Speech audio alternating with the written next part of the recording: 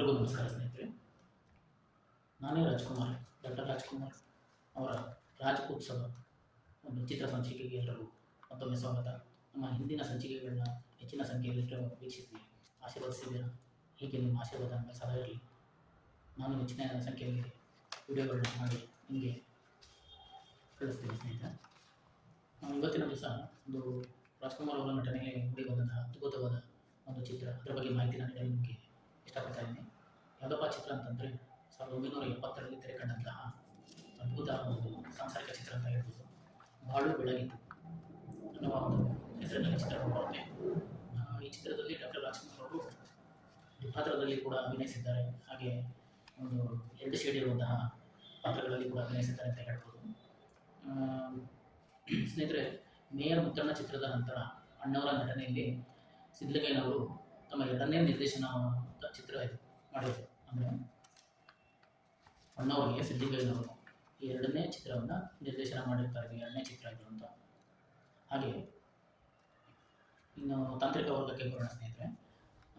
ಈಗಾಗಲೇ ಹೇಳಿದ್ದೀನಿ, ಸಿದ್ಧಲಿಂಗಯ್ಯನವರ ಈ ಚಿತ್ರದ ಒಂದು ನಿರ್ದೇಶನ ಜವಾಬ್ದಾರಿಯನ್ನು ಕೂಡ ವಹಿಸಿಕೊಂಡಿದ್ದರಿಂದ ಹಾಗೆ ಚಿತ್ರದ ಕಥೆ ಕೂಡ ಅವರೇ ಬರೆದು ನಿರ್ದೇಶನವನ್ನು ಕೂಡ ಮಾಡಿರ್ತಾರೆ. ಇನ್ನು ಈ ಚಿತ್ರದ ಒಂದು ಛಾಯಾಗ್ರಹಣ ಒಂದು ಆರ್.ಟಿ. ಬಾಬು ಅನ್ನೋರು ಮಾಡಿದ್ದಾರೆ.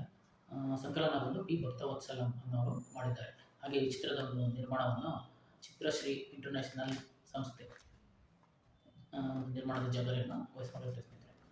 ಇನ್ನು ಈ ಚಿತ್ರದ ಒಂದು ತಿರುಳು ಅಥವಾ ಉಸಿರು ಅಂತಂದರೆ ಸಂಗೀತದ ಜವಾಬ್ದಾರಿ, ಅದನ್ನು ವಿಜಯ ಭಾಸ್ಕರ್ ಅವರು ಉತ್ತಮ ರೀತಿಯಲ್ಲಿ ನಿರ್ವಹಿಸಿದ್ದಾರೆ ಕೂಡ ಅಂತ ಹೇಳ್ಬೋದು. ಹಾಗೆ ಸಾಹಿತ್ಯ ಸಂಭಾಷಣೆಯನ್ನು ಜಂಟಿಯಾಗಿ ಚಿ. ಉದಯಶಂಕರ್ ಹಾಗೂ ವಿಜಯ ನರಸಿಂಹ ಅವರು ಸೇರಿ ನಿರ್ವಹಿಸಿದ್ದಾರೆ ಅಂತ ಹೇಳ್ಬೋದು. ಇನ್ನು ಪಾತ್ರದ ವಿಚಾರಕ್ಕೆ ಬರೋಣ. ಪಾತ್ರದ ವಿಚಾರ ಅಂತಂದರೆ ನಿಮಗೆ ನಾಯಕರಾಗಿ ಅಣ್ಣವರು ಅಂತ ಎಲ್ಲರಿಗೂ ತಿಳಿದೇ ಇರುತ್ತೆ.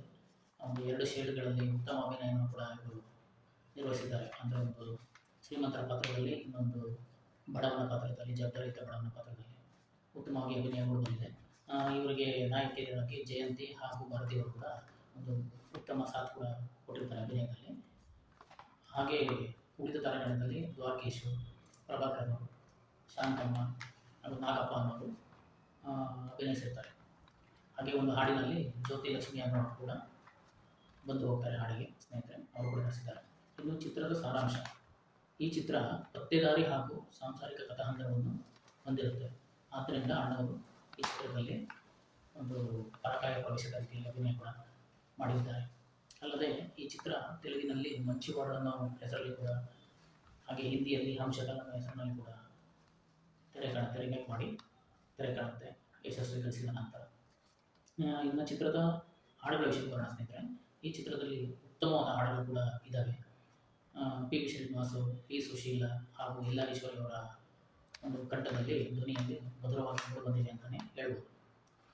ಮೊದಲನೇದಾಗಿ ಚೆಲುವಾದ ಹುತ್ತಾದ ನಿನ್ನಂತೆ ಇರುವ ಎಲ್ಲಾಗಲಿ, ಈ ಹಾಡು ಕೂಡ ಪಿ. ವಿ. ಶ್ರೀನಿವಾಸ್ ಹಾಗೂ ಪಿ. ಸುಶೀಲ ಅವರ ಒಂದು ಧ್ವನಿಯಲ್ಲಿ ಮಧುರವಾಗಿ ಮೂಡಿ ಬಂದಿದೆ ಸ್ನೇಹಿತರೆ. ಹಾಗೆ ಇನ್ನೊಂದು ಹಾಡು, ಕಮಲದ ಹೂವಿಂದ ಕೆನ್ನೆಯ ಮಾಡಿ ಹಣ್ಣು, ಈ ಹಾಡು ಕೂಡ ಅತ್ಯದ್ಭುತವಾಗಿ ಮೂಡಿ ಬಂದಿರುತ್ತೆ ಡಾಕ್ಟರ್ ರಾಜ್ಕುಮಾರ್ ಹಾಗೂ ಜಯಂತಿಯವರ ನಟನೆಯಲ್ಲಿ. ತದನಂತರ ಇನ್ನೊಂದು ಶೋಕಭರಿತ ಅಥವಾ ದುಃಖಭರಿತ ಹಾಡು, ನೀತಿವಂತ ಬಾಳಲೇಬೇಕು, ಸತ್ಯವೆಂದು ಉಳಿಯಲೇಬೇಕು, ಈ ಹಾಡು ಕೂಡ ಪಿ. ವಿ. ಶ್ರೀನಿವಾಸ್ ಅವರ ಧ್ವನಿಯಲ್ಲಿ ಅತ್ಯದ್ಭುತವಾಗಿ ಮೂಡಿ ಬಂದಿದೆ ಅಂತ ಹೇಳಕ್ಕೆ ಇಷ್ಟಪಡ್ತೀನಿ ಸ್ನೇಹಿತರೆ. ಈ ಚಿತ್ರ ಒಟ್ಟಾರೆಯಾಗಿ ಅತ್ಯಂತ ಯಶಸ್ವಿಯಾಗುತ್ತೆ. ಹಾಗೆ ಅಣ್ಣವರು ಒಂದು ಅಭಿನಯದ ಈ ಚಿತ್ರಕ್ಕೆ ಒಂದು ಹೆಗ್ಗುರುತನ್ನು ಕೂಡ ತಂದುಕೊಡುತ್ತೆ ಅಂತ ಹೇಳ್ಬೋದು. ಇದೇ ರೀತಿ ಹೆಚ್ಚಿನ ಸಂಖ್ಯೆಯಲ್ಲಿ ನಮ್ಮ ವಿಡಿಯೋಗಳನ್ನ ನೋಡ್ತಾ ಇದ್ದೀವಿ ಸ್ನೇಹಿತರೆ.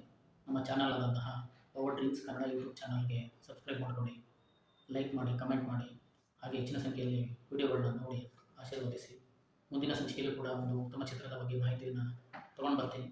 ಅಲ್ಲಿ ತನಕ ನಮಸ್ಕಾರ.